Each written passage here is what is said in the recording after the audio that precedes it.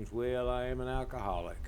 My sobriety date is December the 26th, 1996, a day that is burned into my mind forever. They say if you don't remember your sobriety date, you aren't done yet. So for the grace of God and the program of Alcoholics Anonymous, I am always going to remember that day. So, quick story here. I'm just running some 7 to 8 minute videos of sharing my experience, strength, and hope. Tonight I'm going to talk to you a little bit about how I got here, kind of my drunk log. Try to keep it under about 4 minutes, 5 minutes. So sometimes I'm pretty much a talker. So basically, day after Christmas, 1996, a family member showed up and says I was going to treatment, that I was running wild and crazy. And I was like, I ain't going to no treatment center. And she said, yes, you are. I said, no, I'm not. She said, well, we're going to commit you to a treatment center, and if you don't go, they'll take you to the state mental hospital. I said, hang on a minute. I called my lawyer, and I said, if I'm committed somewhere, do I have to go? He goes, yeah, you have to go, and you have to stay. And I said, okay, I'll see you in 30. He said, 30 days, 30 years. It's now probably about 30 days. Hung up the phone with him, went on about our business. Finally, somebody, she asked me, would I talk to somebody in AA? And I said, yes. And that was really when I surrendered. A long time I thought that was a spiritual experience, which it wasn't. It was more I surrendered that day, and from that moment on, I knew everything was going to be okay. It was kind of rough at first, but I knew everything was going to be okay from that point.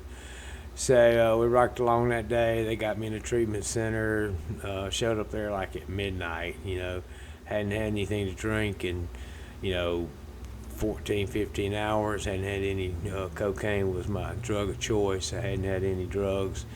Everything was out of my system, and come to find out, cocaine is withdrawals are all in your head. There's no really any physical to it. It's what they told me anyway. We got to the treatment center. They searched my bags. They asked me a bunch of questions. They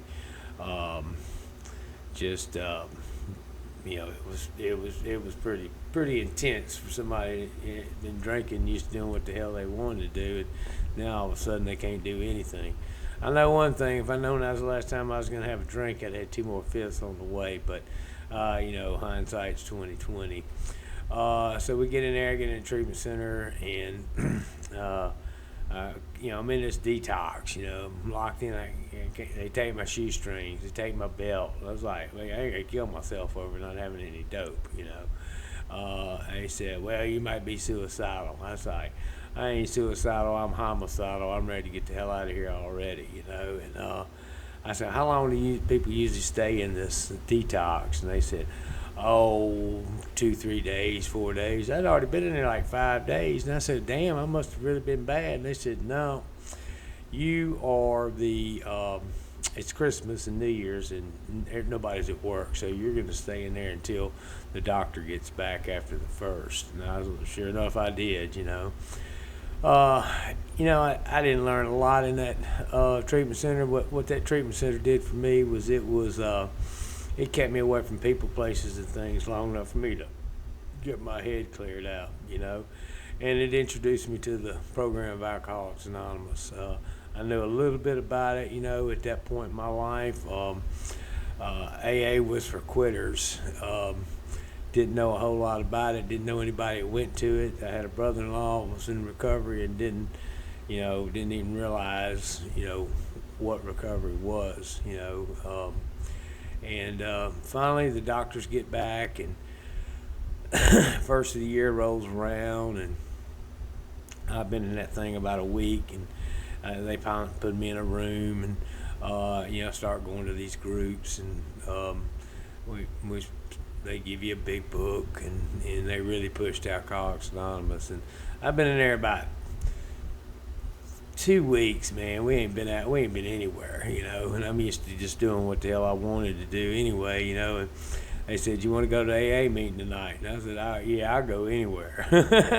And so we go to this meeting in Jackson, Mississippi, and downtown, and the club called the Yana Club, and it was me and this kid from, I can't remember where he's from, Chicago or something like that, been off on heroin, and this nurse, and she'd had gotten off on fentanyl, prescription fentanyl, and she was all whacked out. So it's all three of us, and we stuck out like a sore thumb, I know. And we go in there, and this old guy says, "Are y'all here for the meeting?"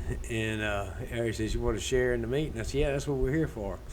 So he said, "Fine, sit down right here and just read this." I said, "What'd you say?" He said, "Yeah, read this." I said, "What do you want me to do?" He says, "You're going to chair the meeting." I said, "Man, it's my first AA meeting I've ever been to in my life. I don't know what the hell to do." And he said, "Oh, you do fine." So they had it all written out. And so I chaired my first meeting and had